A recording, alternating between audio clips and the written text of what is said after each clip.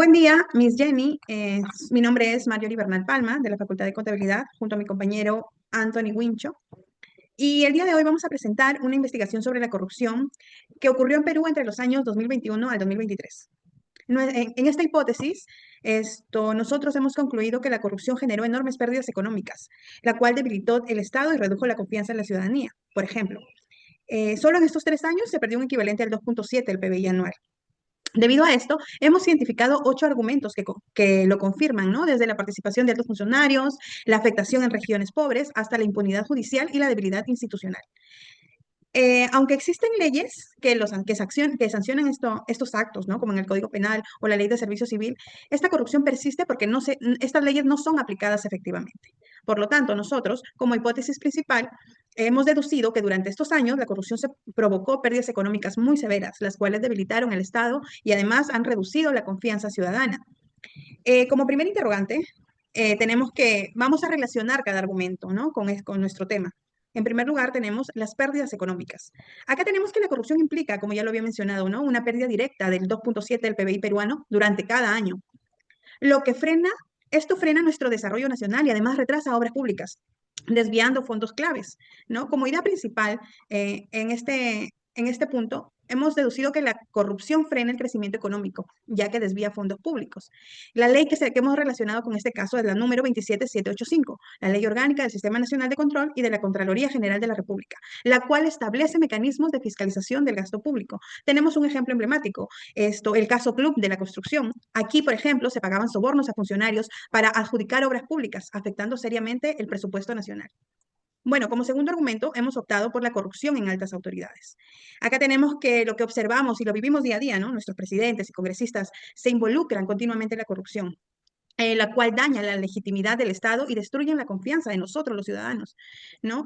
Como idea principal, acá tenemos que el involucramiento de autoridades corrompe la institucionalidad de nuestro Estado. La ley que podemos observar en este caso es la número 31288, que regula el levantamiento de la inmunidad parlamentaria en casos de corrupción. En este caso, como ejemplo, tenemos el caso Lavajato en nuestro país, donde el expresidente Ollanta y Pedro Pablo Kuczynski fueron investigados por recibir estos sobornos en el caso Odebrecht. Como tercer punto tenemos las regiones pobres, que son las más afectadas, ¿no? Acá tenemos que estas regiones son vulnerables, las cuales sufren la corrupción, eso lo vemos en nuestro día a día, porque nuestros recursos deberían aliviar su pobreza, pero sin embargo son desviados.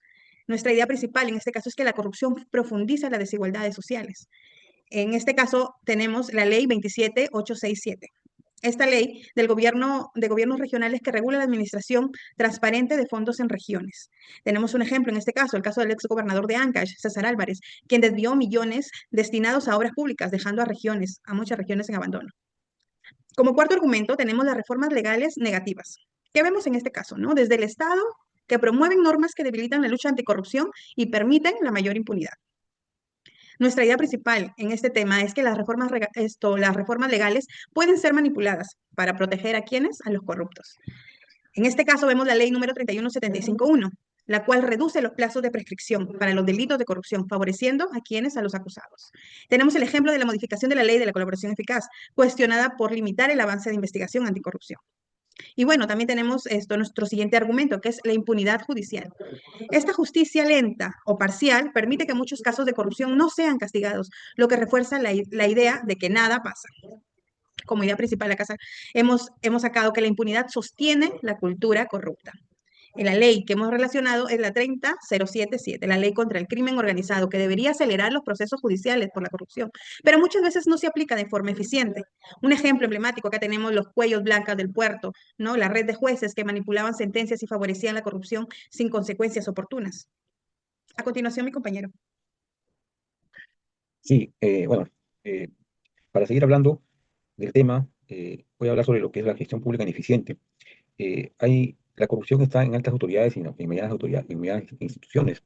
Eh, eh, y quiero citar una ley que es la 31.419 y su reglamento, que habla de que los funcionarios deberían tener requisitos mínimos para el cargo, pero simplemente no se cumple, ¿no? Por ejemplo, por dar ejemplos al azar, podemos citar a, a una gerente de salud la cual debería de tener por lo menos 5 años de experiencia, ¿no? Haber acabado la carrera de medicina, pero nada de eso. Otro caso sería el movimiento irregular de funcionarios en el Ministerio de Transportes, ¿no? Y así se puede seguir nombrando más ejemplos, ¿no? Pero, pero lamentablemente las leyes están ahí, pero no se cumplen, ¿no? Por eso que hay desconfianza ciudadana. ¿Por qué? Porque la población ya no cree en la clase política.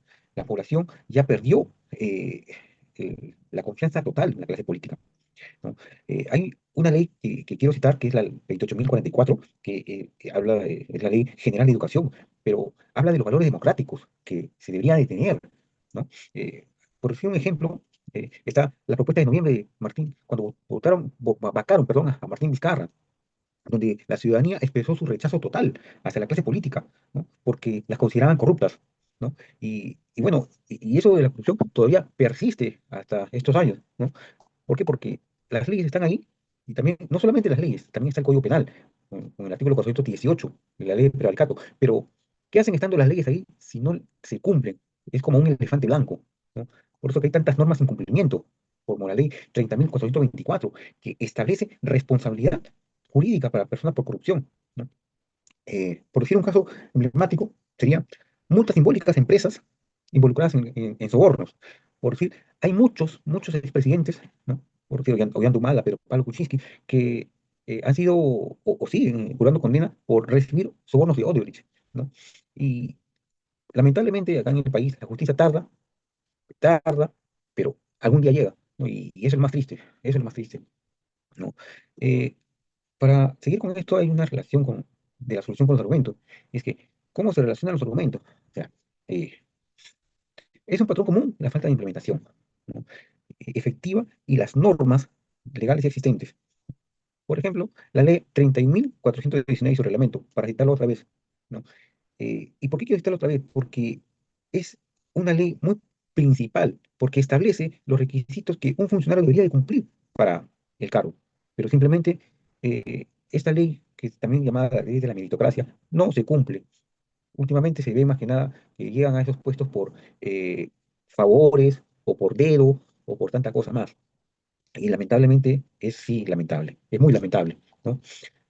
¿Cómo contribuye todo esto, esta investigación? Este aporte sistematiza los datos actualizados, analiza críticamente las leyes y el Código Penal, ¿no? Pero sería bueno que no solamente se quede ahí, sino que se apliquen, ¿no? Que tengamos cultura para analizar a nuestros políticos que simplemente nos van a gobernar el próximo año. Eso es todo. Gracias.